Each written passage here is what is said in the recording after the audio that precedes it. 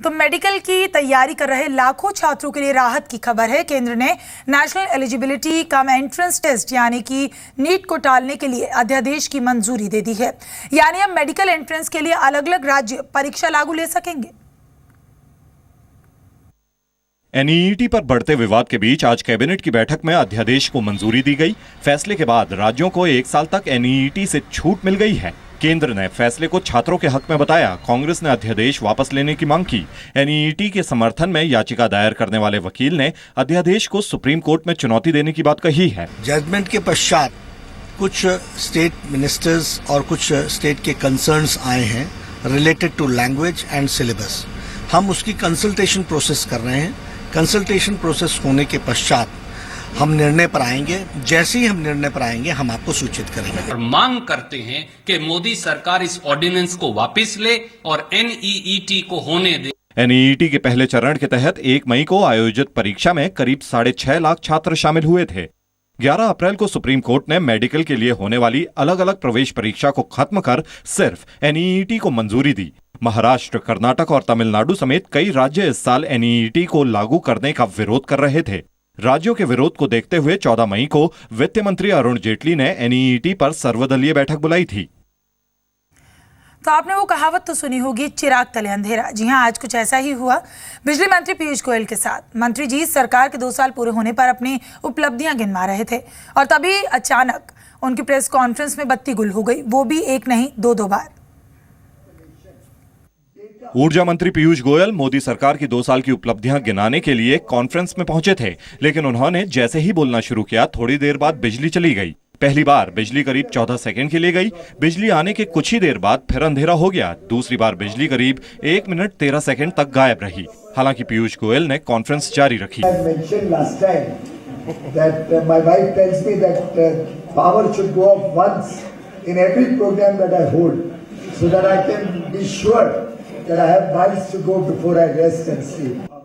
पीयूष गोयल ने इस दौरान अपने मंत्रालय की उपलब्धियों को भी गिनाया।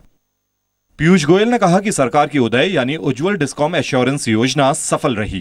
पीयूष गोयल के मुताबिक 2 वर्षों में 7,779 गांवों तक बिजली पहुंचाई गई, जो पिछले 3 वर्षों से 37% ज्यादा है। पीयूष गोयल ने यह भी कहा कि मोदी सरकार ने बिजली बनाने की क्षमता को 20% तक बढ़ाया है। तो कहीं भयंकर बारिश तो कहीं भयानक गर्मी। कुदरत के इस सितम का असर पूरे देश में दिखाई दे रहा है। उत्तर भारत पर सूरज कहर बरपा रहा है। पारा 50 डिग्री तक पहुंच चुका। तो दक्षिण में बारिश और तूफान लोगों के लिए मुसीबत बन गए हैं। आंध्र प्रदेश और ओडिशा में रोआनु तूफान की वजह से सड़कों पर पेड़ उखड़ गए। रोआनु तूफान की वजह से आंध्र प्रदेश के कई हिस्सों में बीते 2 दिनों से भारी बारिश हो रही है। तो दूसरी तरफ गर्मी से उत्तरी इलाकों में लोगों का जीना मुहाल है। राजस्थान के फलौदी में पारा 50 डिग्री तक पहुंच गया।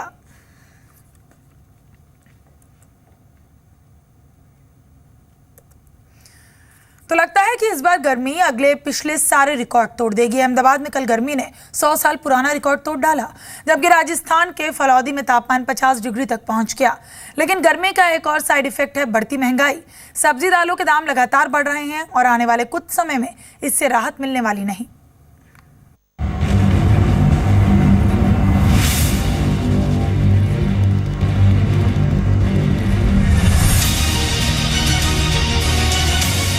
ये तस्वीर राजस्थान के फलौदी की है, जहां गर्मी मानो ऐलान कर रही है कि वो इस साल फौलाद को भी गला देगी। तापमान दर्ज करने वाले इस छोटे से हीट मीटर में जो लिखा हुआ है उसे ध्यान से देखिए। दोपहर के 1:18 का वक्त है और तापमान 50 डिग्री सेल्सियस पहुंच गया है। जयपुर के फलौदी में पारा हाफ सेंचुरी क्रॉस करने को तैयार है, तो चूरू में तापमान 50 के पार पहुंच चुका है। चूरू में अधिकतम तापमान 50.2 डिग्री दर्ज किया गया। झुलसा देने वाली इस गर्मी से लोग बेहाल हैं। लू के थपेड़े ऐसे हैं कि शरीर को तोड़ कर रख दें। और बुरी खबर यह है कि मॉनसून में देरी होने की वजह से अभी इस गर्मी से छुटकारा मिलता भी नहीं दिख रहा है।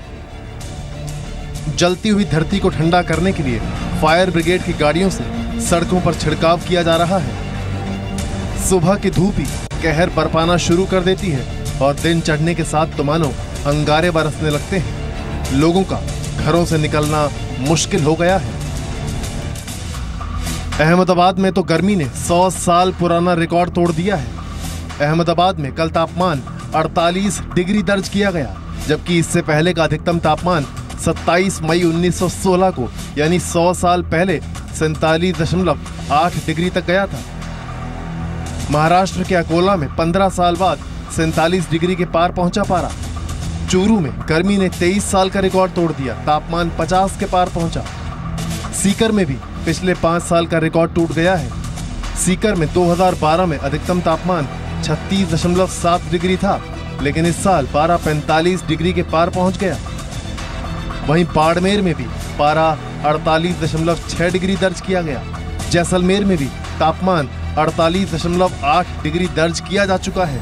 हमने रेड वार्निंग जारी की हुई है, जो कि हाईएस्ट ऑर्डर वार्निंग है heat wave to severe heat wave के लिए, और ये बताया गया है कि ये कई जगह रहेगी और सीवियर रहेगी और आगे कम से कम 48 से 72 घंटे तक ये कंडीशन बनी रहेगी। दिल्ली में भी 47 डिग्री को तापमान छू चुका है।